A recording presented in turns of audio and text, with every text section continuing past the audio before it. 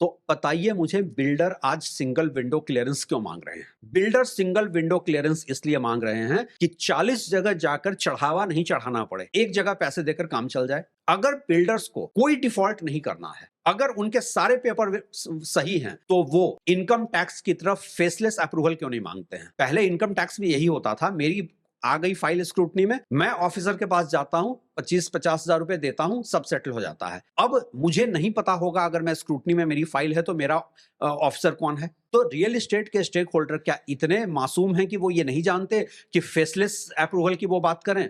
वो faceless approval की कभी बात नहीं करेंगे, क्योंकि उसके बाद उनको जो बार बार चेंजेस करने हैं वो कैसे होगा। उनको सिंगल विंडो क्लियरेंस चाहिए, क्योंकि 40 जगह मैनेज करने की जगह एक जगह मैनेज करना आसान होता है। और यहीं पर मैं कहता हूं, सेंट्रलाइज्ड सिस्टम हमेशा ज्यादा करप्ट होता है। देखिए, डिसेंट्रलाइज्ड सिस्टम में भले आपको 40 जगह पैसे देने पड़े, थोड़े थोड़े देने होते हैं। सेंट्रलाइज्ड जब हो जाता है तो एक आदमी बैठा है, वो जानता है कि वो जैसे चाहेगा वैसे आपसे डील कर सकता है। वहां करप्शन का लेवल बढ़ जाता है।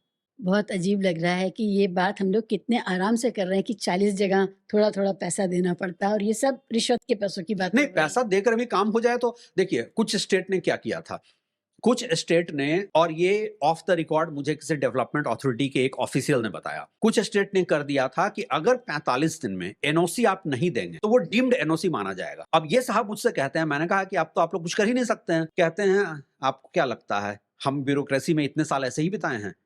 हम ठीक 44वें दिन क्वेश्चन लगाकर भेज देंगे, जवाब आएगा मेरे पास, फिर 45 दिन का विंडो है, मैं 40 दिन के बाद फिर कुछ भेज दूंगा।